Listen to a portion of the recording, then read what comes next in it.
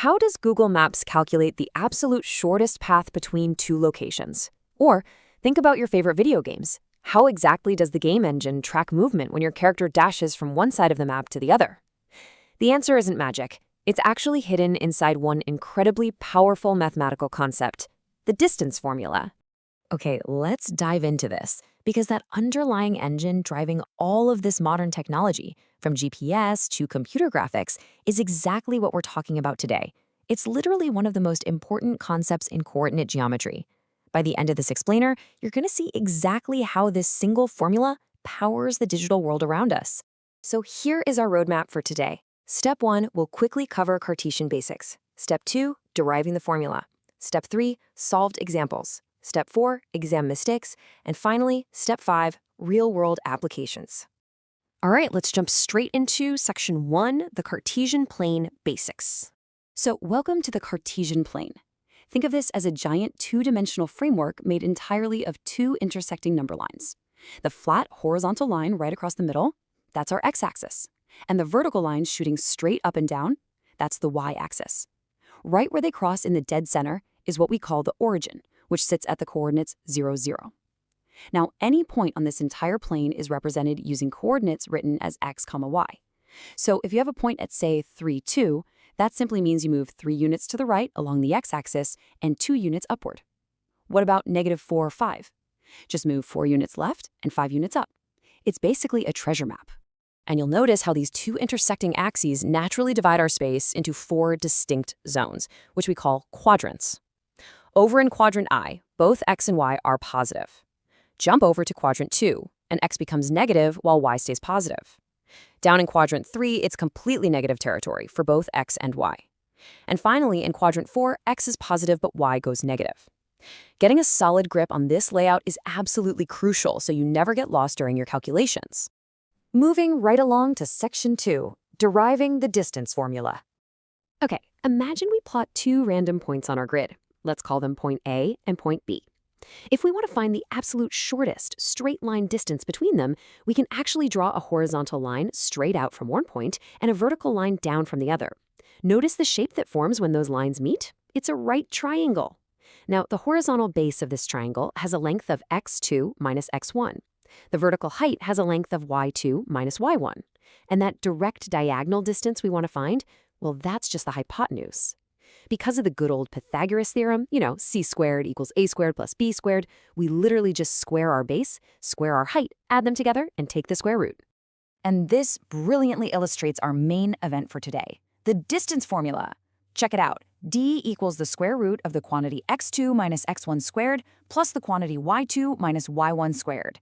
Now, I know it can look a bit intimidating at first glance, all those variables and squares, but honestly, whenever you see it, I just want you to think, oh right, that's just a right triangle. Let's see this in action in Section 3, solving distance problems. We'll kick things off with example 1, keeping things simple with purely positive coordinates first.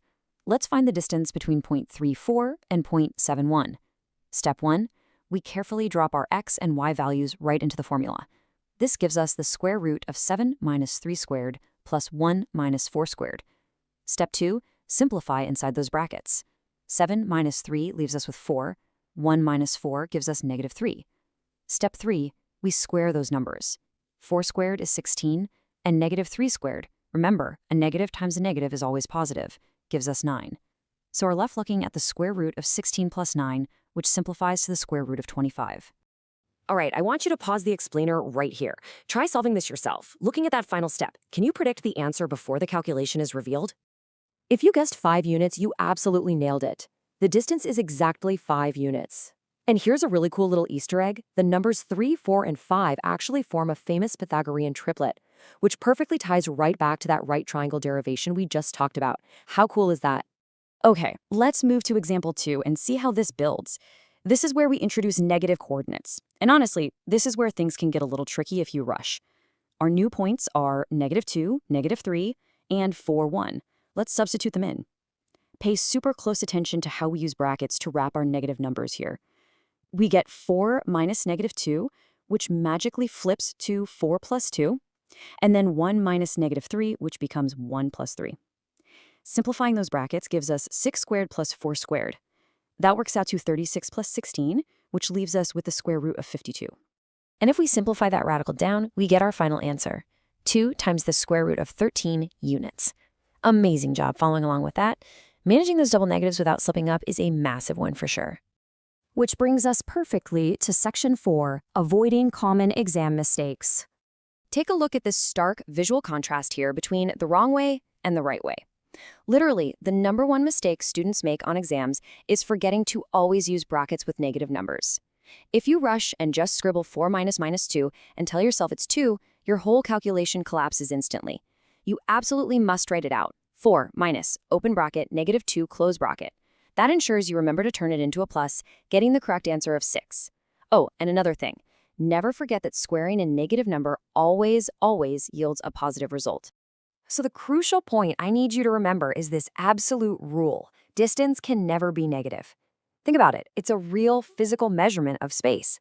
Mathematically speaking, the square root operation in our formula wouldn't produce a negative distance anyway. If you ever hit the end of a distance problem and your final answer has a minus sign sitting in front of it, stop right there. You need to go back and check your work.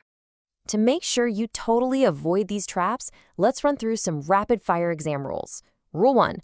Always write the actual formula out first on your paper before you plug any numbers in. Rule 2. Write your coordinates carefully before substitution. Literally label them x1, y1, and x2, y2 so you don't swap them by accident. Rule 3. The order of the points doesn't actually matter. The distance from point A to B is exactly the same as B to A. And Rule 4. If your two coordinates are completely identical, the distance is just 0. Simple. Finally, let's zoom out for Section 5, Real-World Applications. You know, you're probably already interacting with this math every single day without realizing it. When your GPS navigates you around a traffic jam, it's constantly running coordinate systems and distance formulas in the background. Every time a video game character takes a step, the engine fires off this math to update their position. Engineers rely on it to build suspension bridges, physicists use it, even that little robot vacuum cleaning your living room floor, or the graphics card rendering an epic 3D landscape, they're all relying heavily on the exact coordinate geometry we just mastered together. So the distance formula is far more than just a hurdle for your Class 10 exams. It's one of the true building blocks of coordinate geometry, and it's used everywhere from your favorite mobile apps all the way up to advanced space technology. Every point on a graph really does tell a mathematical story. So next time you're gaming or using GPS, think about the math working behind the scenes. If this explainer made the distance formula easy for you, then don't forget to like the explainer, subscribe to the channel, and share it with your friends for more amazing Class 10 mathematics lessons. Catch you next time.